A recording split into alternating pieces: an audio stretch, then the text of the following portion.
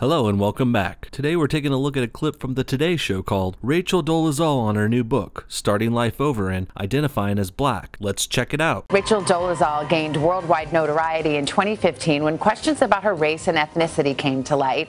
Even though she was born to white parents, she stated that she identifies as a black person and intended to live her life that way.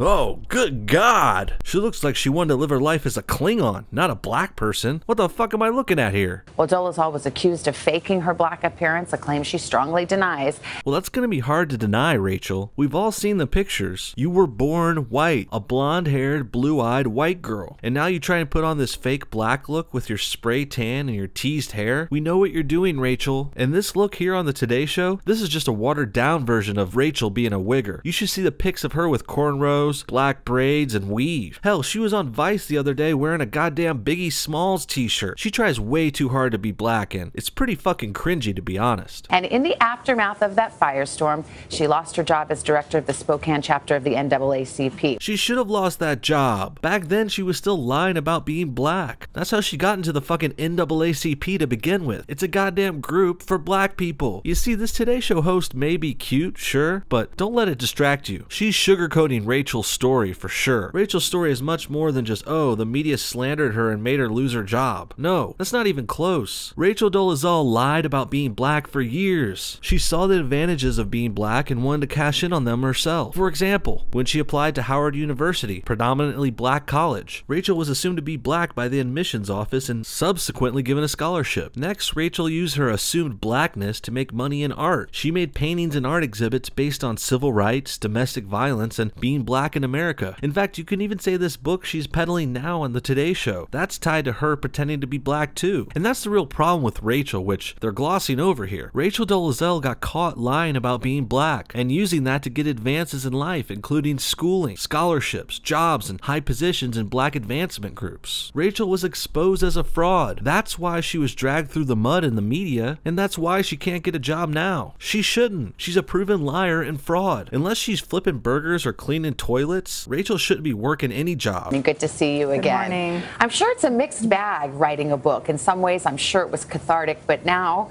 you're back in the spotlight again. Any trepidation about that? Yeah, you know, the book was a difficult one to write, for sure. But I felt like it was, kind of a little bit forced upon me as far as just the need to tell the whole truth. You'll begin to see, looking into Rachel's life, she thinks everything was forced upon her. She's a perpetual victim. Nothing is ever her fault. In her mind, she wasn't caught and exposed as a fake black person. She was unjustly targeted. She's the victim all the time and every time. In fact, Rachel has a colored history of playing the victim. In 2002, she unsuccessfully sued Howard University for discrimination. Her lawsuit claims she was denied opportunities for being white. So, to get this straight, Rachel, a white woman, pretended to be black to get into Howard, and then afterwards she sued them for discriminating her for being white. Well, that's a bit of a mindfuck right there, isn't it? But Rachel playing the victim doesn't end there. In 2010, Dolezal resigned from her job and told the news she had been a target of discrimination. And in her own biography on Eastern Washington University's website, it says at least 8 documented hate crimes were targeted at Dolezal and her children while she was living in Idaho. Well, none of these incidents were cited or proven. And let's face it, Dolezal's own co-workers confessed she most likely made all of them up. There's never any other witnesses but Rachel, the proven liar and fraud. Needless to say, Rachel is a professional victim by now, and I believe her adopting blackness is a big part of it. She saw blacks getting all the victim points in America and academia, so she wanted to get in on that too. And how has life been? Because you were here about a year ago, and you were really honest about the impact of these revelations on your life and trying to find a job. You just had a baby 13 months ago. How are things for you now? At what point do we stop counting the months on a baby? It wasn't 13 months ago. It was over a fucking year ago. No more sympathy points for your baby. After 1 year, you're on your fucking own.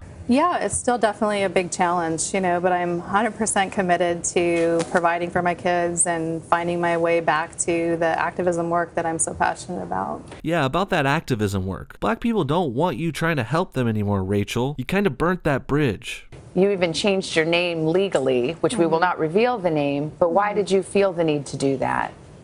I really felt like I needed to change my legal name in order to be seen for my qualifications and experience. And you also changed it because the name Rachel Dolezal has gone down the shitter. This is called rebranding. Oh, and look at her new name. She happened to pick the blackest name possible. Nkechi Amare Diallo. Give me a fucking break. Your name is Rachel Moore and you're a white girl from fucking Montana. You're a loser, a liar, and a horrible person. And this whole making up a new name and using it on applications, this is the same trick Rachel pulled when she got into college. When she applied at Howard, she was using her fake name and her fake blackness to get in on paper. Then she shows up and they're like, holy shit, it's some dumb white bitch who lied. But they already let her in, so you can't turn her away now. Rather than just seen for the tabloid publicity that I got in 2015. So when applying for a job, there she goes trying to downplay what happened to her in 2015. Rachel, it wasn't tabloid fake news gossip. You were exposed for pretending to be black to get into college and get jobs and money. You're a fraud. I mean, your own fucking parents were on TV throwing you under the bus, for Christ's sake. They said you're white, you're not black. This isn't the media bullying you. It was you getting your comeuppance for lying about your race for so many years. And on a side note, never trust anyone who isn't cool with their parents. I mean, sometimes people have mom and dads who are assholes, but if your parents disown you and throw you under the bus like this in the media, I mean, you must be a total douchebag. And from all accounts, Rachel's parents are really nice people. They raised 3 kids and adopted 4 others. Her parents and her brother seem like the level-headed ones here. Rachel is the psycho. I felt like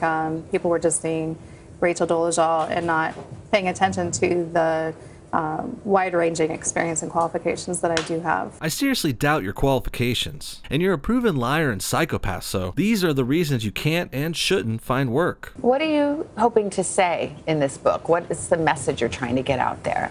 Well, I really want to advance the conversation about race and identity, and I really hope that readers are encouraged to be exactly who they are. Well, that's pretty fucking ironic because you're being exactly who you aren't. And I also really hope that in some way, like I said, I want to tell the whole story of my life, and in some way that is able to kind of set the record straight, because my life story was really warped beyond recognition by a lot of the negative press in 2015. So again, the press was not bullying you, Rachel. You're not a victim here no matter how bad you want to be. And we're not stupid. We know your whole story, Rachel. Your parents and your brother have told the public extensively. You were born and raised white, and then after high school you pretended to be black. And then one day in 2015 you got caught and justly fired for lying. And now you're whinging on the Today Show blaming your fuck up on the media? Get the fuck out of here. Well, I don't have to tell you, you're still very controversial, Rachel, because a lot of people think, okay,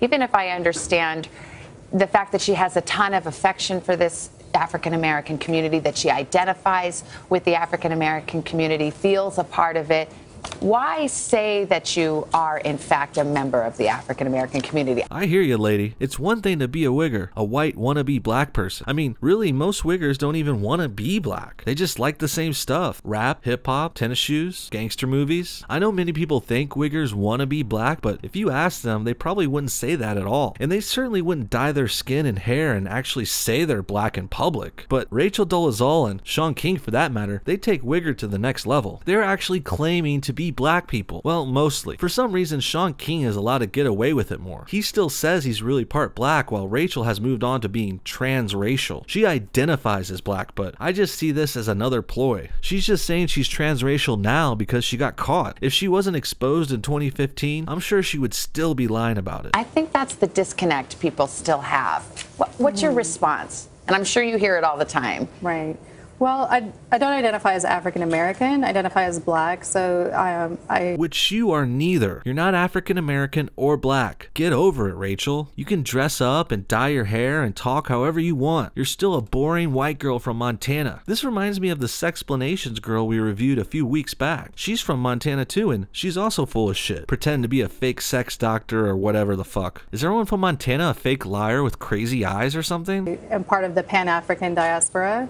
Ooh, that's a big word, Rachel. I bet that makes you feel real smart and educated saying diaspora in a sentence like that. Too bad you're still full of shit. You're not part of the African diaspora. You're not black or African. You're white and American. Get used to it. And I definitely feel like in America, even though race is a social construct, and we've acknowledged this in academia and in science. Even if race were a social construct, that doesn't mean you could just defy that construct at will because you don't agree with it. Let's just say you're right, Rachel. Race is a social construct. It's defined by us humans in our society. Okay, well then, our social construct would not designate you as black. You're white. This is black, this is Asian, and this is Hispanic. Got it? Great. Moving on now. There still is a line drawn in the sand. There still are sides. Politically, there's a black side and a white side, and I stand unapologetically on the black side. I stand with my own internal sense of self and my... Even though the black side doesn't want you, you stand with them. Don't you see how that's a little demeaning and racist?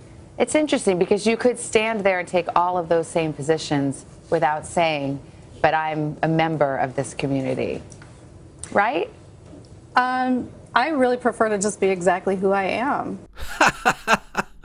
Oh, man. Well, no, you don't, Rachel. Exactly who you are is a white girl. And black is really the closest race and culture category, descriptive term that represents the essential essence of who I am. The essential essence, huh? Sounds like more bullshit to me. Actually, it sounds like the name of a cheap perfume. Are you feeling sexy or kinky?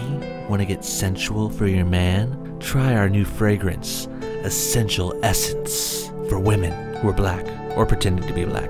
And how are you hoping to live the rest of your life? You said you want to get back to your activism and some of the things that you were doing prior to this.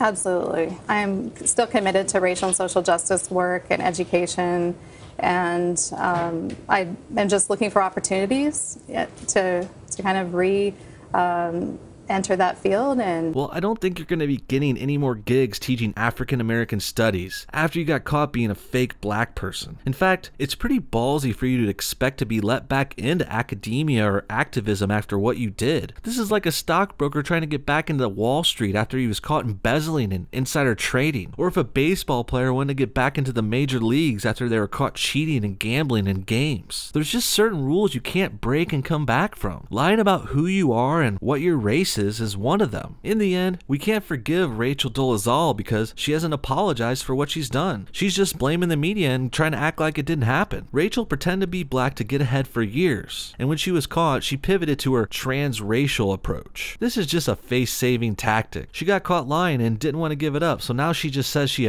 identifies as black. She probably saw Caitlyn Jenner in the news for being trans female and thought, hey, that's a good idea. It also helps that most pro-transgender, liberal hippie douches, they're afraid to touch the transracial issue so bad, they just look the other way at Rachel. This is how she's going to try and get away with her fraud and make more money off this book. If we don't continue to expose and reveal the truth about Rachel, she's just going to get propped up again and spread more bullshit and lies. I think English journalist Dominic Lawson said it best when he ranked Dolezal as the most spectacular example of the growing phenomenon of people posing as victims, which he says is a consequence of a culture which portrays victimhood as a form of moral superiority. And nowadays, people want to be victims so bad, they're pretending to be other races, and they're lying about hate crimes and racist attacks. This all needs to stop now, before someone else gets hurt. What do you guys think? Is being transracial a thing? Is Rachel Dolezal a fraud? Is everyone from Montana a crazy liar? Comment below, and thanks for watching No Bullshit. And also make sure to check out our Discord server where I'm going to be doing some more Q&As and taking your guys' comments and questions daily. Thanks again. Bye-bye.